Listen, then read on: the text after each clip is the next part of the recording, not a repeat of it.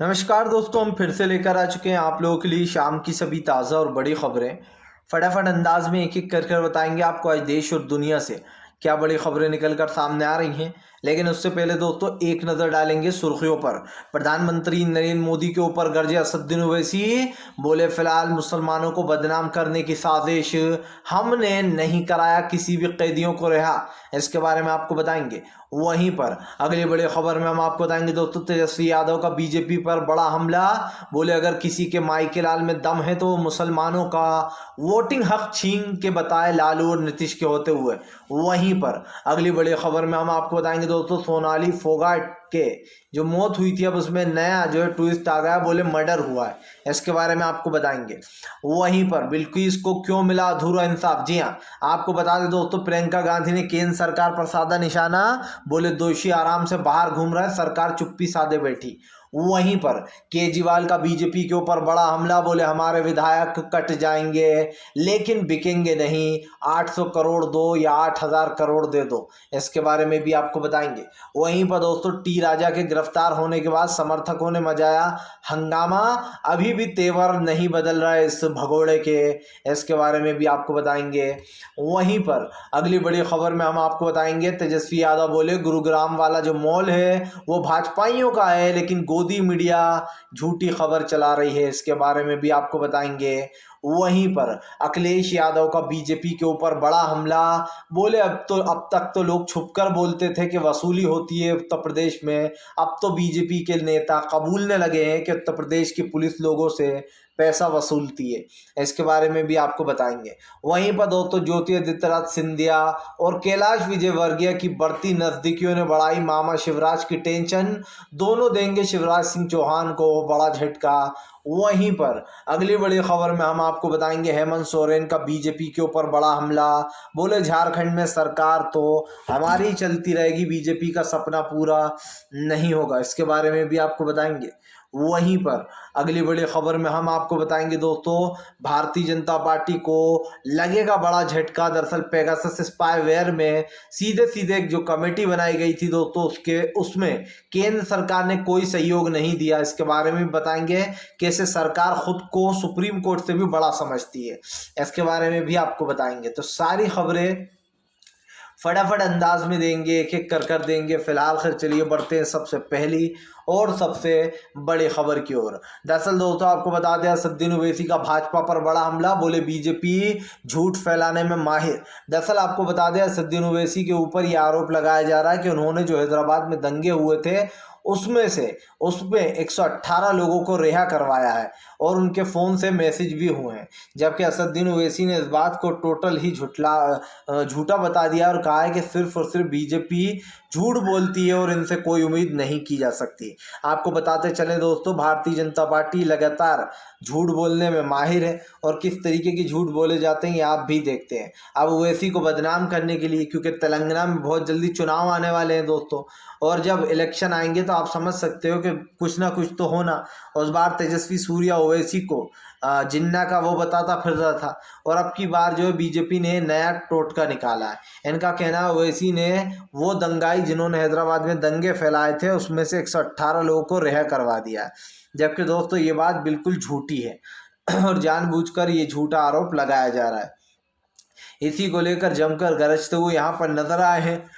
और आपको बता दें दोस्तों, असदुद्दीन ओवैसी बीजेपी पर भड़क गए। ओवैसी का साफ कहना है कि भारतीय जनता पार्टी झूठ बोल रही है और झूठ में दोस्तों बीजेपी का कोई मुकाबला नहीं है, ये आप भी समझते हैं। इसलिए भारतीय जनता पार्टी से कोई उम्मीद ही नहीं की जा सकती है दोस्तों, क्योंकि बीजेपी झूठ की दुकान चलाती है और झूठ के पकवान बनाती है। इसीलिए मोदी सरकार के ऊपर जमकर गरजते हुए नजर आए हैं असदुद्दीन ओवैसी, और उन्होंने सीधे सीधे भाजपा पर निशाना साध दिया है कि फिलहाल बीजेपी हमारे खिलाफ झूठ फैलाने में लगी है। अब दोस्तों बीजेपी का तो काम ही यह है झूठ फैलाना।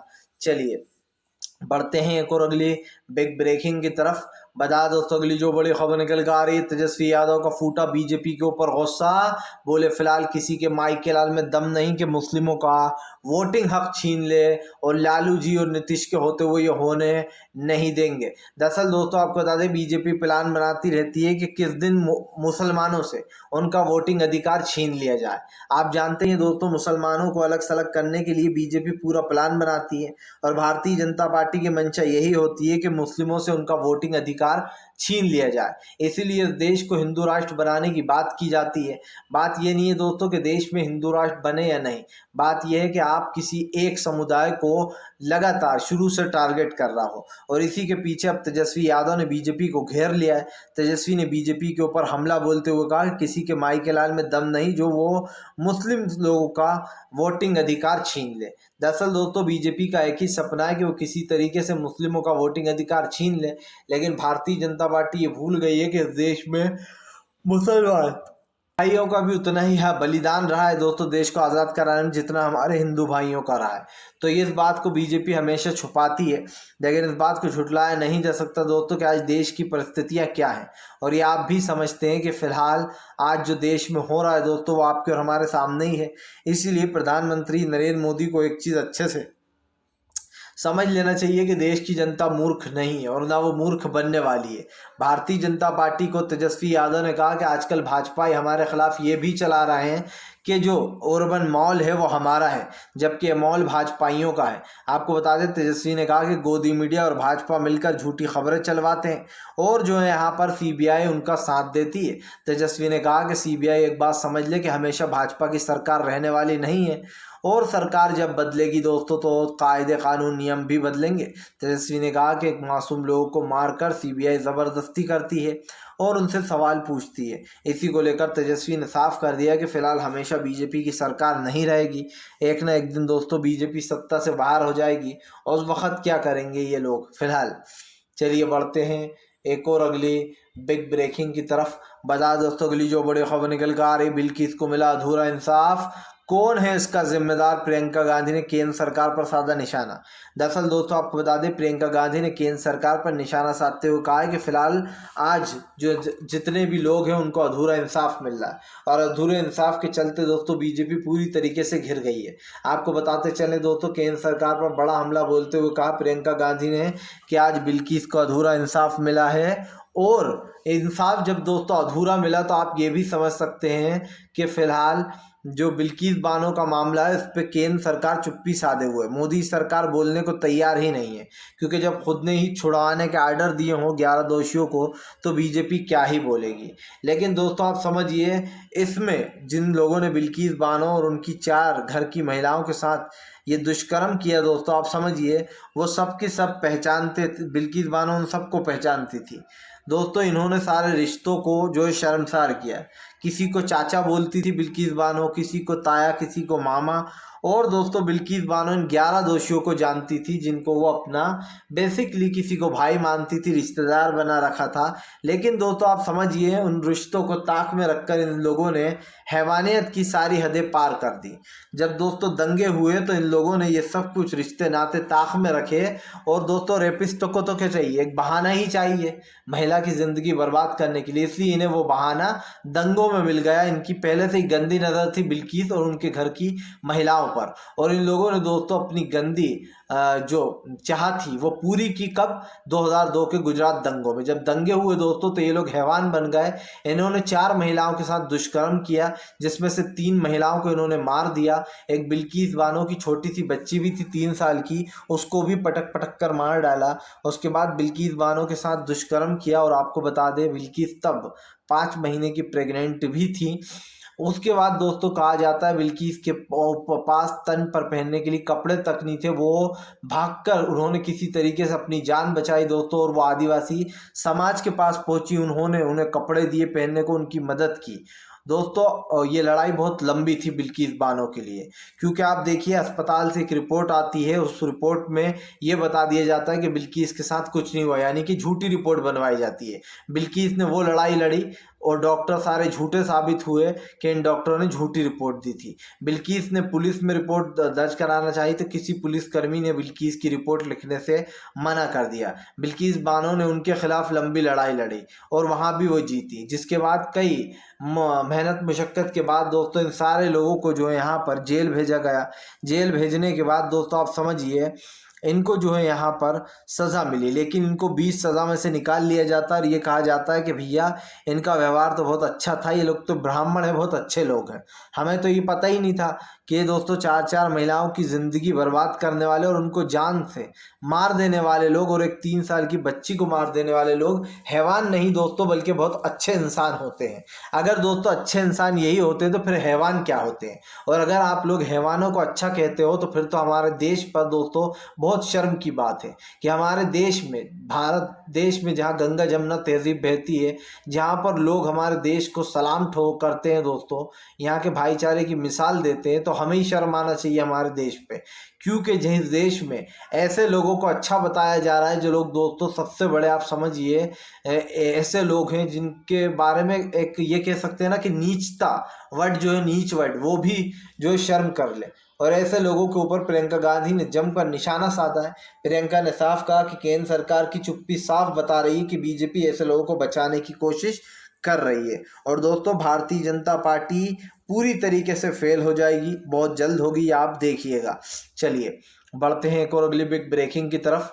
बता दोस्तों अगली जो बड़ी खबर निकल कर आ रही है, मामा शिवराज को ठिकाने लगाने में जुड़े सिंधिया और कैलाश विजयवर्गीय आखिरकार दोस्तों बीजेपी में ही एक दूसरे में खींचतान चल रही है, अपनी पार्टी को पछाड़ने में लगे हैं ये लोग। दरअसल दोस्तों आपको बता दें ज्योतिरादित्य सिंधिया जिन्होंने दोस्तों कमलनाथ को धोखा दिया और कांग्रेस के कई विधायक अपने साथ लेकर उड़ गए सिंधिया अपने गुट के।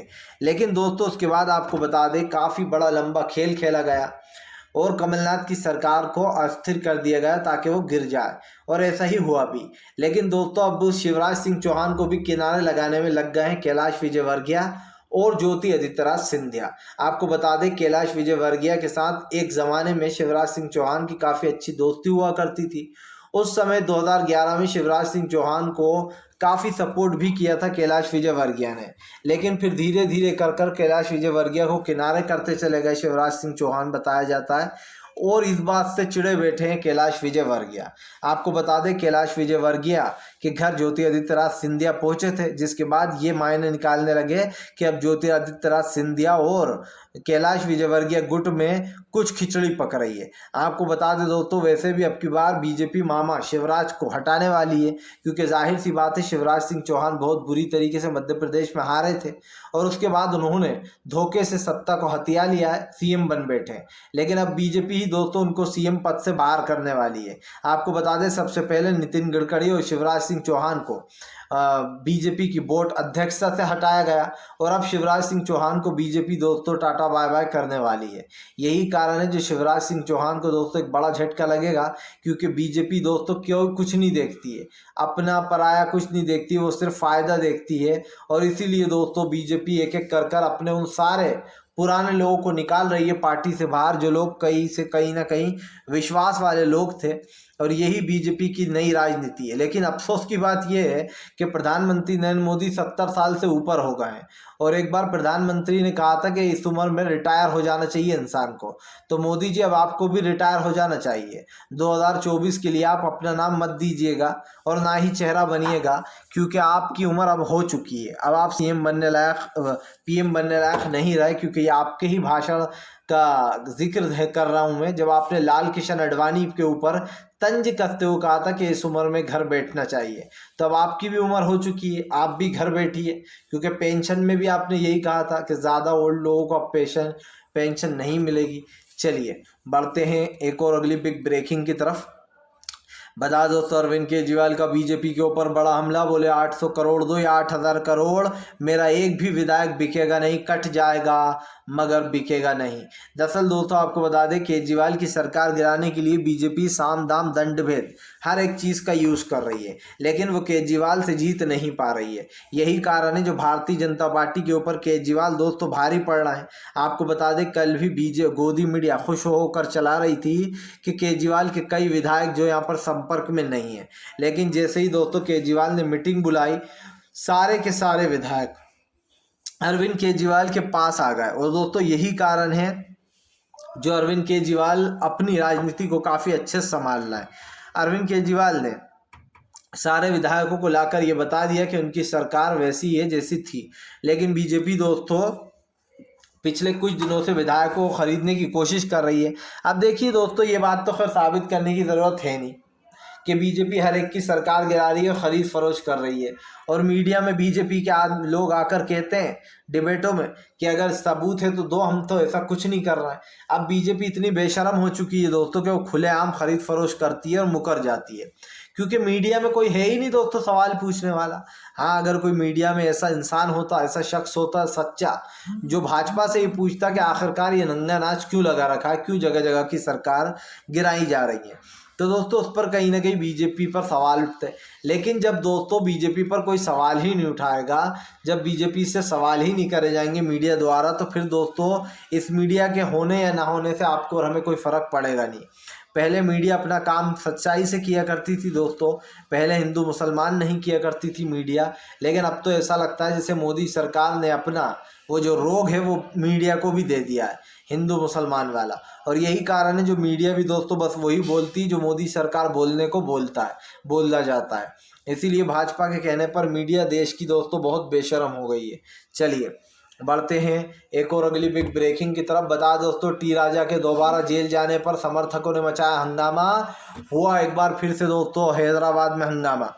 दरअसल आपको बता दोस्तों, टी राजा एक ऐसा बीजेपी का नेता जो चप्पलबाज है, जी हाँ, जिसको चप्पलें आए दिन पड़ती रहती हैं। अब दोस्तों उसको दोबारा जब जेल भेजा गया तो उसके सुर अभी भी नहीं बदले। इसने वीडियो जारी कर फिर से एक बार हंगामा मचाने की कोशिश की है। आपको बता दें, टी राजा के समर्थकों ने पुलिस की वैन को घेर लिया जब वो उसको लेने आए और जो है वहाँ पर हंगामा करने लगे। जाहिर सी बात है दोस्तों, टी राजा एक टुच्चा सा नेता है बीजेपी का, जो कि दोस्तों हमेशा इसी तरीके की भाषा के लिए जाना जाता है। ये दोस्तों ना हिंदू देखता है ना मुसलमान देखता है, ये हमेशा अपने मुंह से गंद बाहर निकालता है। और जो लोग दोस्तों गंद बाहर निकालते हैं उनको उठाकर बाहर फेंकना चाहिए, लेकिन बीजेपी उन्हें कलेजे से लगा कर रखती है। आप देख लीजिए, नुपुर शर्मा ने प्रॉफिट मोहम्मद के बारे में अभद्र टिप्पणियां की, ऐसी वैसी टिप्पणियां की, लेकिन उसके बाद भी नुपुर शर्मा को बचा लिया जाता है। और उसके बाद दोस्तों प्रॉफिट मोहम्मद के बारे में जिस तरीके की भाषा का यूज़ किया जा रहा है टी राजा द्वारा, ये भी बहुत शर्मसार है। क्या दोस्तों अब सरकार को ये चिंता नहीं कि विदेश के लोग देख रहे होंगे, और जब विदेशी लोग देखते हैं दोस्तों तो भारत का बड़ा ही वहाँ पर अपमान किया जाता है, क्योंकि जाहिर सी बात है दोस्तों ये सारी की सारी मुस्लिम कंट्रीज़ हैं। और जब आप प्रॉफिट मोहम्मद मुस्लिमों में दोस्तों सबसे बड़े माने जाते हैं और लोग उनको काफ़ी मानते हैं, ऐसे में दोस्तों प्रॉफिट मोहम्मद पर सवाल उठाना या फिर उनके बारे में इस तरीके की टिप्पणी करना ये अपने आप में ही एक बेवकूफ़ी है। क्योंकि किसी का भी धर्म पर आपको या मुझे दोस्तों ये राइट्स नहीं है कि हम किसी के धर्म पर उंगली उठाएं। देखिए दोस्तों, सोच अलग हो सकती है, भगवान अलग हो सकता है, किसी का खुदा है, किसी का भगवान है, किसी का जीसस है, दोस्तों सबकी अपनी अपनी सोच है। लेकिन दोस्तों सब लोग अपने हिसाब से अपना भक्ति करते हैं, अपनी इबादत करते हैं, और हमें किसी की भक्ति और इबादत में खलल नहीं डालना चाहिए, या फिर यूँ कह दें कि दोस्तों किसी के भी इस तरीके की चीज़ों में हमें बोलने का हक़ ही नहीं है। फ़िलहाल चलिए बढ़ते हैं एक और अगली बिग ब्रेकिंग की तरफ। बता दोस्तों अगली जो बड़ी खबर निकल कर आ रही जी, दरअसल दोस्तों आपका जाए नितिन गडकरी का फूटा बीजेपी के ऊपर बड़ा गुस्सा। बोले मेरे खिलाफ अंदर ही अंदर साजिश चल रही थी पद जाने का, अफसोस नहीं लेकिन बीजेपी को नहीं छोड़ूंगा। दरअसल आपको बता दोस्तों नितिन गडकरी का पद उनसे छीन लिया गया है। आपको बता दें नितिन गडकरी को बीजेपी अध्यक्ष बोर्ड से बाहर फेंक दिया गया है, और उनके साथ साथ मामा शिवराज को भी बाहर का रास्ता दिखाया गया है, और भी कई नेता हैं जिन लोगों को बाहर का रास्ता दिखाया गया है। यही कारण है जो भारतीय जनता पार्टी दोस्तों पूरी तरीके से घिरने वाली है। घिरने का एक मकसद ये भी है दोस्तों कि बीजेपी पूरी कोशिश करती है कि वो किसी तरीके से जगह जगह अपनी सरकारें बना ले, लेकिन अपने उन पुराने लोगों को ही दोस्तों नाराज़ कर रही है जो लोग ने बहुत ज़्यादा साथ दिया। आपको बता दें अब एक खबर ये भी निकल कर आई है कि आरएसएस के कहने पर ही आरएसएस और बीजेपी ने प्लान बनाया नितिन गडकरी को निकालने का, जबकि नितिन गडकरी का कहना है कि फ़िलहाल मेरे खिलाफ साजिश की गई है, किसी ने झूठी मूठी खबरें मेरे खिलाफ बयान तोड़ मरोड़ कर बताए गए हैं। अब दोस्तों बयान तोड़ मोड़ कर बताए गए हों या ना बताए गए हों, लेकिन नितिन गडकरी एक बात समझ लें